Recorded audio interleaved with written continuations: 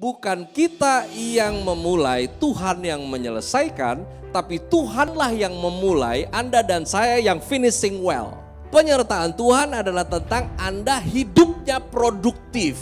Itu namanya penyertaan Tuhan, karena Dia bekerja di dalam Anda dan saya. Tuhan gak bercanda dengan hidup Anda dan saya. Dia gak jadikan kita untuk rancangannya, tapi Dia jadikan rancangannya untuk Anda dan saya.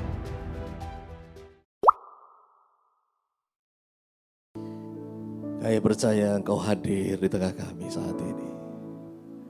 Kami yang onsite saat ini, jemaat yang online juga saat ini. Tuhan ada bersama dengan kami.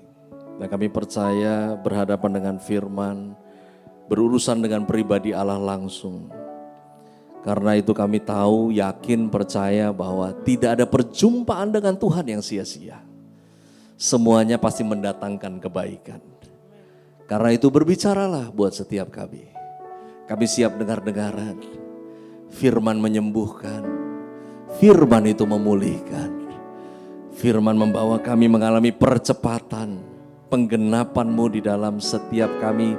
Tujuan-Mu jadi melalui setiap kami.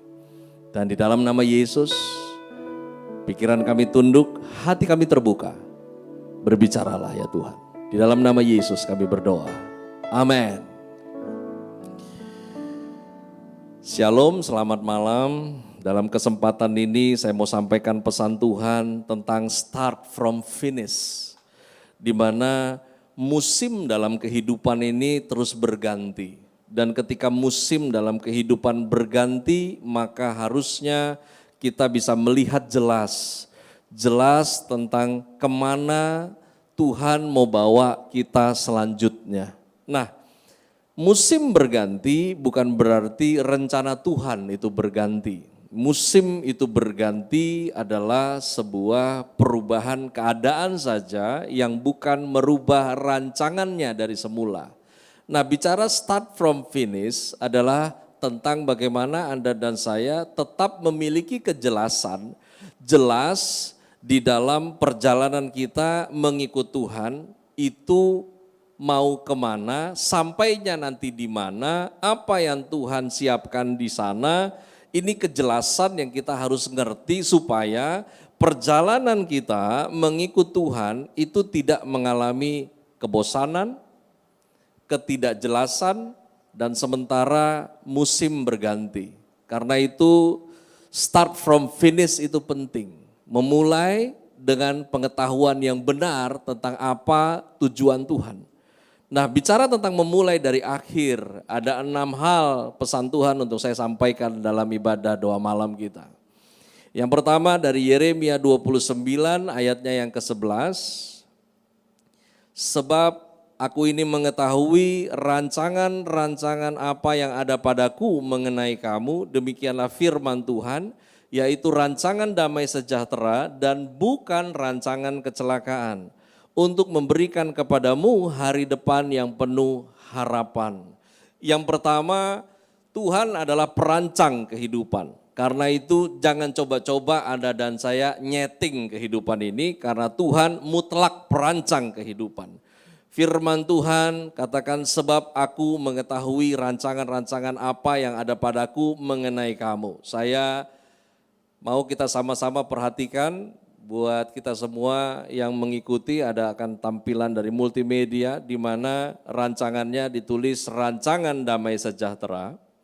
Rancangannya bukan kecelakaan, rancangannya memberikan kepada Anda dan saya hari depan yang penuh harapan. Tidak hanya bicara tentang hari depan, tapi hari depan yang di dalamnya ada banyak kemungkinan-kemungkinan yang baik dari Tuhan. Karena itu start from finish, kita mulai dari pengetahuan yang pertama bahwa Tuhan adalah perancang kehidupan, bukan Anda dan saya. Kalau kita yang rancang, kita bisa rubah bentuk kapan saja. Tapi kalau Tuhan yang rancang, rancangannya sempurna dan apa yang Dia rancang itu sudah firm. Karena itu bukan Tuhan yang menyesuaikan dirinya kepada Anda dan saya, tapi kita yang menyesuaikan diri pada Tuhan. Nah, yang kedua, dari Filipi pasal yang pertama ayatnya yang ke-6, Akan hal ini aku yakin sepenuhnya, yaitu Ia yang memulai pekerjaan yang baik di antara kamu akan meneruskannya sampai pada akhirnya pada hari Kristus Yesus. Perhatikan baik ayatnya, di sana saya highlight, Ia yang memulai pekerjaan yang baik di antara kamu. Berapa banyak di antara kita yang memiliki pemahaman, do your best, selanjutnya Tuhan yang akan selesaikan. Pernah dengar itu? Ya. Sebetulnya statement ini kelihatannya benar, tapi apa yang kelihatan benar belum tentu benar. Karena ayat ini mematahkan statement yang tadi, bahwa bukan kita yang memulai, Tuhan yang menyelesaikan, tapi Tuhanlah yang memulai, Anda dan saya yang finishing well. Ya, bukan kata saya, bukan statement motivator, tapi kata firman. Firmannya bilang, Dia yang memulai pekerjaan yang baik di antara Anda dan saya. Berarti bukan tugas Tuhan untuk finishing, tapi tugas Anda dan saya untuk finishing. Karena itu yakin sepenuhnya bahwa Tuhan yang memulai pekerjaan yang baik di antara Anda dan saya. Yakinlah sepenuhnya kalau Tuhan yang akan meneruskan sampai pada akhirnya pada hari Kristus. Lewat apa? Lewat Anda dan saya. Ini yang disebut dengan penyertaan Tuhan. Karena sesungguhnya penyertaan Tuhan bukan tentang Anda dan saya sampai hari ini masih hidup. Akhir tahun kemarin, tema yang digaung-gaungkan rata-rata adalah tema Natal tentang Immanuel. Ya. Lalu kemudian ada pemahaman tentang Immanuel yang terlalu receh. Ya. Kenapa saya bilang terlalu receh? Karena beberapa menyampaikan di mimbar demikian. Kita ini bisa hidup sampai hari ini itu karena penyertaannya. Pernah dengar itu? Ya. Kita masih bisa ada sampai hari ini karena penyertaannya. Saya mau bilang ini statement receh. Kenapa receh? Anda dan saya bisa ada sampai hari ini bukan karena penyertaan Tuhan. Kita ada sampai hari ini hidup itu karena belas kasihan dan kemurahan Tuhan. Penyertaan Tuhan berbeda dengan sekedar Anda dan saya masih hidup. Penyertaan Tuhan adalah tentang Anda hidupnya produktif. Itu namanya penyertaan Tuhan karena Dia bekerja di dalam Anda dan saya. Makanya kita yang finishing well, bukan Tuhan yang finishing well. Apakah Dia Alfa dan Omega tidak menyelesaikan semuanya? Dia menyelesaikan semuanya, tapi di dalam Anda dan saya. Oleh karena itu jangan senang dulu bilang, oh saya hidup sampai bulan Januari ini karena penyertaannya. Bukan, yang gak percaya Tuhan juga ada yang masih hidup sampai hari ini kok. Ya. Kalau cuman hidup itu bukan perkara penyertaan. Perkara penyertaan bicara tentang Anda dan saya masih mengerjakan tujuan Tuhan dalam hidup Anda dan saya. Nah yang berikutnya dari Efesus pasal 2 ayatnya yang ke-10. Karena kita ini buatan Allah, diciptakan dalam Kristus Yesus untuk melakukan pekerjaan baik yang dipersiapkan Allah sebelumnya. Ia mau supaya kita hidup di dalamnya. Ya, saya sering mengulang-ulang pengajaran ini bahwa Tuhan mau kita hidup di dalamnya, maksudnya di dalamnya adalah di dalam pekerjaan baik itu.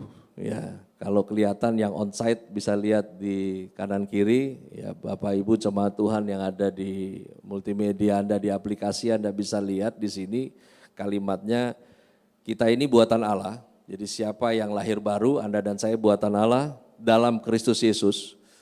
Kita dilahirkan kembali bukan supaya Anda hidup buat diri Anda dan saya, tapi supaya Anda dan saya hidup untuk melakukan pekerjaan yang baik.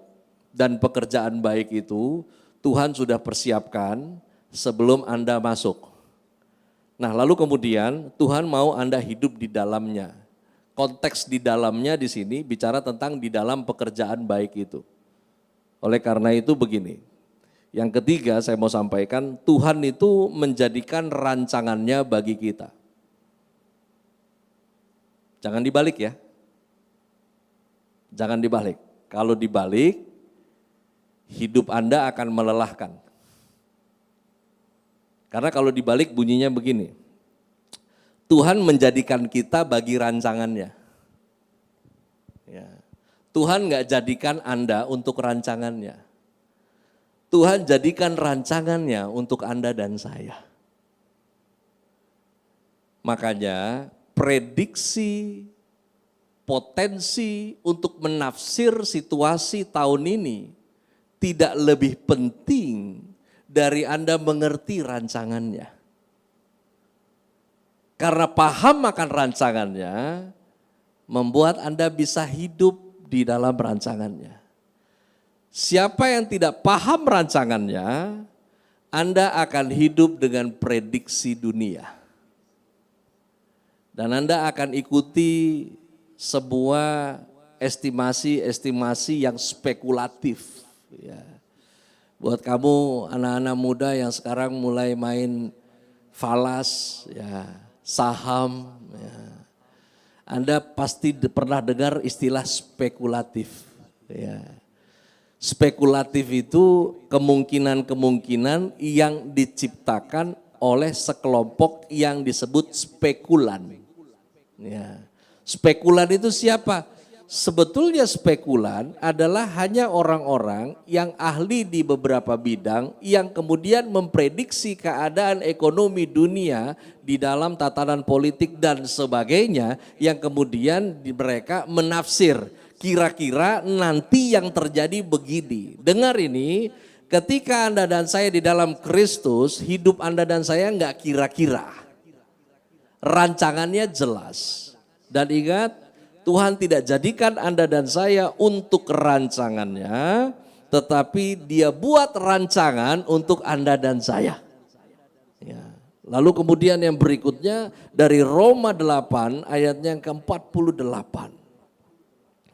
Kita tahu sekarang bahwa Allah turut bekerja dalam segala sesuatu untuk mendatangkan kebaikan bagi mereka yang mengasihi Dia, yaitu bagi mereka yang terpanggil sesuai dengan rencana Allah.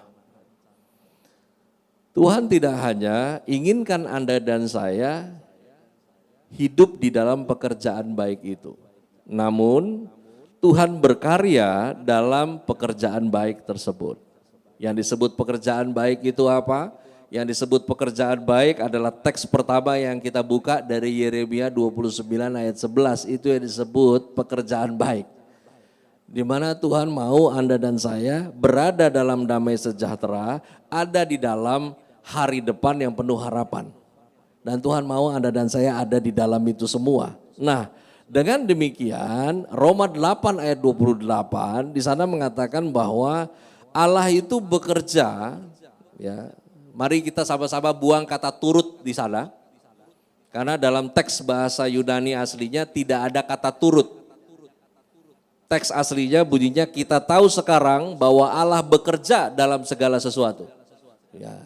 Tidak menggunakan kata turut. Saya juga nggak tahu kenapa kata turut nyelip di situ.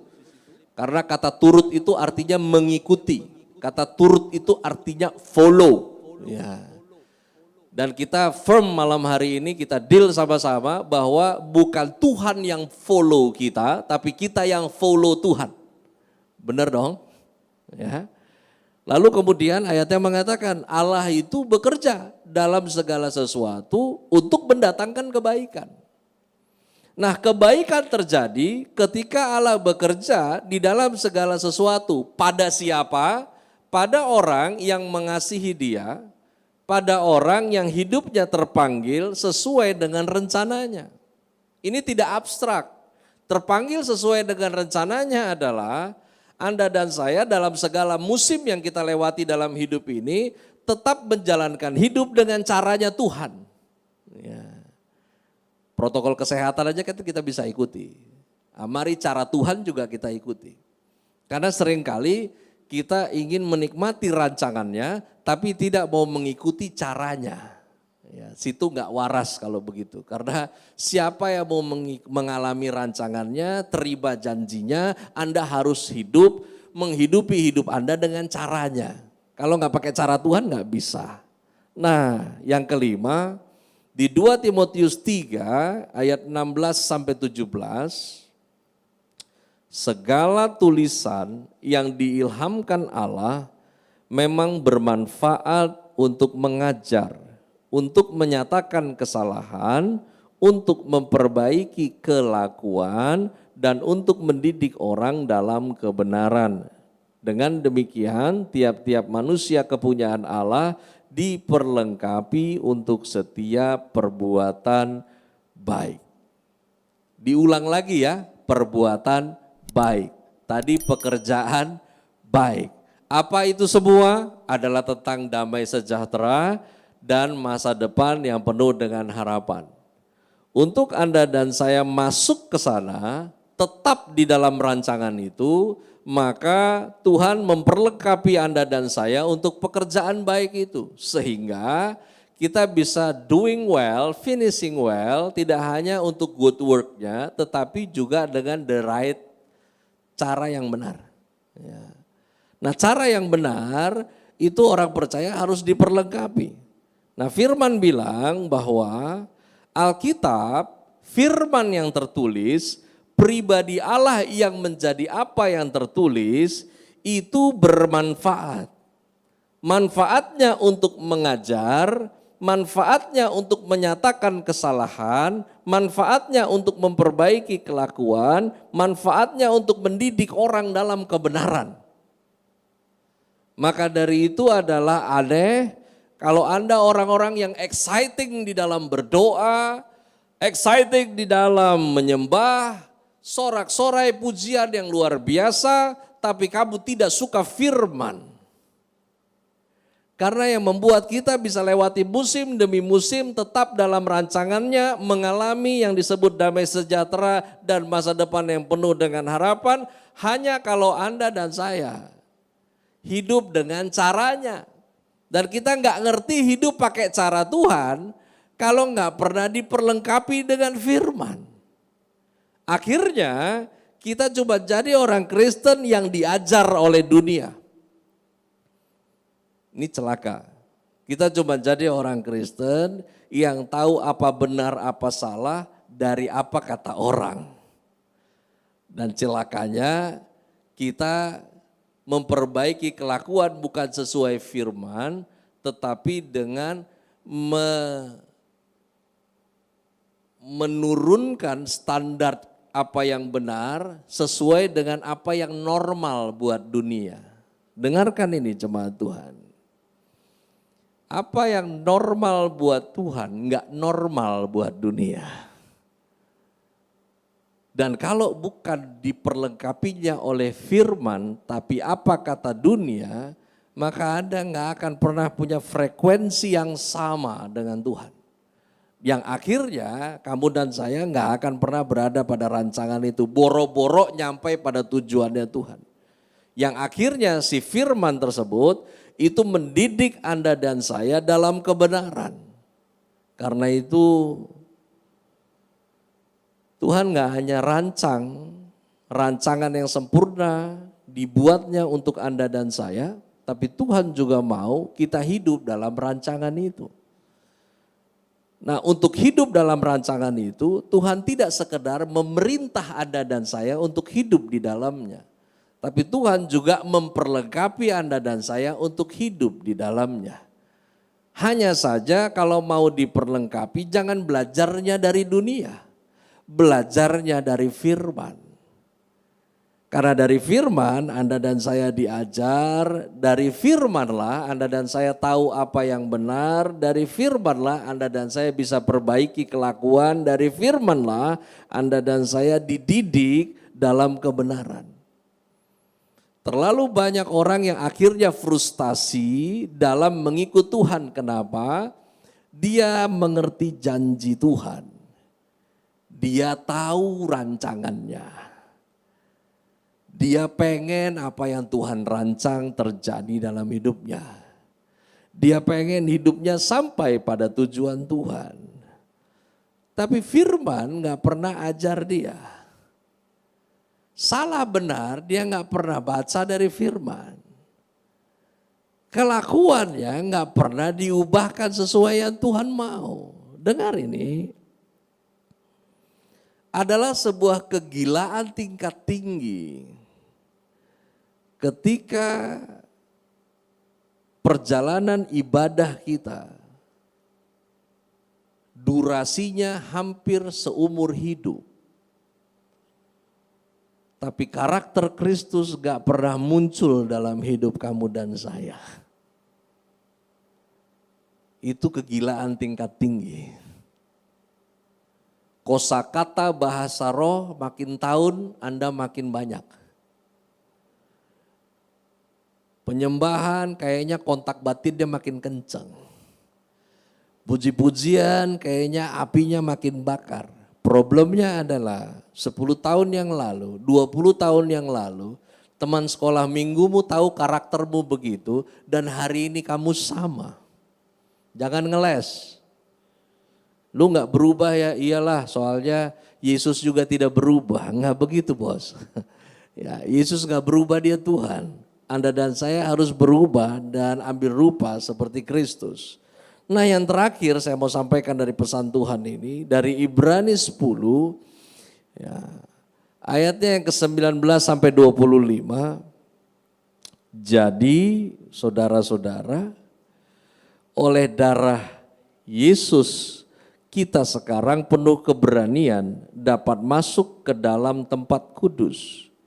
Karena ia telah membuka jalan yang baru dan yang hidup bagi kita melalui tabir, yaitu dirinya sendiri. Dan kita mempunyai seorang imam besar sebagai kepala rumah Allah. Karena itu marilah kita menghadap Allah dengan hati yang tulus ikhlas dan keyakinan iman yang teguh. Oleh karena hati kita telah dibersihkan dari hati nurani yang jahat dan tubuh kita telah dibasuh dengan air yang murni. Marilah kita teguh berpegang pada pengakuan tentang pengharapan kita. Sebab ia yang menjanjikannya setia. Dan marilah kita saling memperhatikan supaya kita saling mendorong dalam kasih dan dalam pekerjaan baik. Janganlah kita menjauhkan diri dari pertemuan-pertemuan ibadah kita seperti dibiasakan oleh beberapa orang, tetapi marilah kita saling menasihati dan semakin giat melakukannya menjelang hari Tuhan yang mendekat. Musimnya berganti. Ya.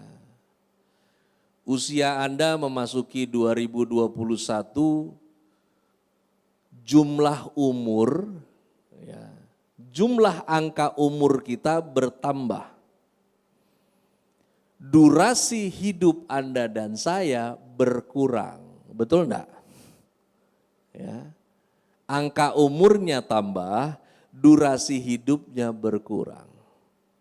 Itu artinya dalam pekerjaan baik, Anda dan saya mendekati hari terakhir kita masing-masing.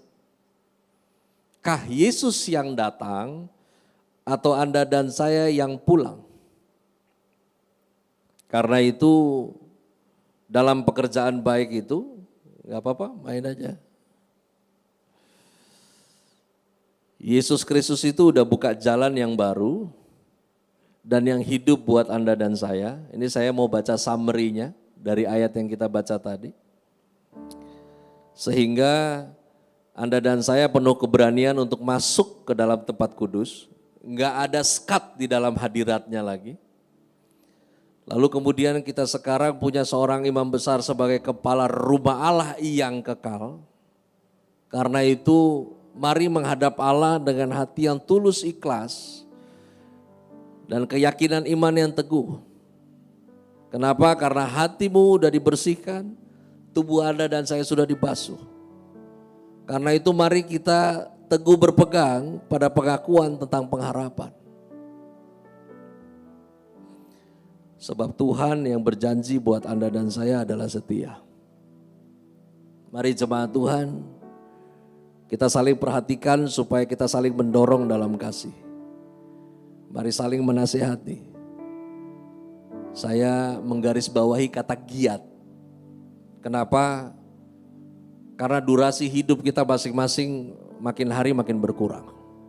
Karena itu, mari semakin giat untuk memiliki hati yang tulus ikhlas. Berhenti jadi orang yang take it for granted. Mari giat untuk terus mempercayai Tuhan. Mari giat untuk berpegang teguh pada pengakuan tentang pengharapan bahwa di dalam Tuhan gak ada yang sia-sia. Mari giat. Saudara, giat itu Anda paksa diri, tapi gak terpaksa. Mari giat untuk saling memperhatikan, mendorong dalam kasih. Mari giat dalam saling menasihati. Supaya Anda dan saya gak hanya sekedar tahu tentang rancangan itu. Tapi di tahun ini, di musim yang baru ini, Anda dan saya hidup dalam rancangan itu. Dan sekali lagi, Tuhan gak bercanda dengan hidup Anda dan saya. Dia gak jadikan kita untuk rancangannya. Tapi dia jadikan rancangannya untuk Anda dan saya. Mari mengambil saat teduh sejenak. Terima doa dari altarnya malam hari ini. Menghampiri Tuhan di altarnya tidak pernah sia-sia. Kami datang dan kami pasti mengalami yang baik dari Tuhan. Dan baiklah roh Tuhan memampukan kami untuk membuka mata roh kami melihat lebih jauh. Bahwa musim yang baru, kalau kami tetap di dalam Tuhan, maka selalu menjadi tahun rahmat Tuhan yang baru. Kami gak percaya dengan spekulasi dunia. Kami gak percaya dengan apa yang keadaan dunia pertontonkan kepada kami. Kami percaya pada apa yang firman katakan. Bahwa pada Tuhan hanya ada damai sejahtera. Pada Tuhan hanya ada masa depan yang penuh dengan harapan. Bukan palsu, tapi yang pasti. Karena Dia Allah yang memanggil kamu adalah Allah yang setia. Dia Allah yang akan menggenapinya. Dari tempat ini, jemaat yang onsite, Anda yang online, alami kuasanya bekerja melalui kebenaran firman ini. Jadilah antusias. Biarkan roh Tuhan bangkitkan Anda dan saya lagi dalam semangat yang baru. Bukan karena keadaan yang memompa semangat kita, tapi karena pengenalan akan Dia membuat Anda dan saya bisa berdiri tegak lagi. Dan bisa berkata kepada tahun ini, semua akan jadi baik. Semua akan jadi baik. Karena dari sananya Tuhan jadikan segala sesuatu baik adanya. Dan kalau kami tetap di dalam Dia, semua akan jadi baik. Rumah tangga, pekerjaan, keuangan kami, bahkan masa depan kami dalam rancangan-Mu. Dan semua akan jadi baik. Di dalam nama Yesus Kristus Tuhan, termeterailah firman ini. Sampai di sini hamba-Mu bicara, Roh Kudus melanjutkan firman ini dalam hidup kami masing-masing. Dan baiklah setiap kami sampai pada tujuan Tuhan yang digenapi dalam setiap kami. Dalam nama Yesus kami berdoa. Amin.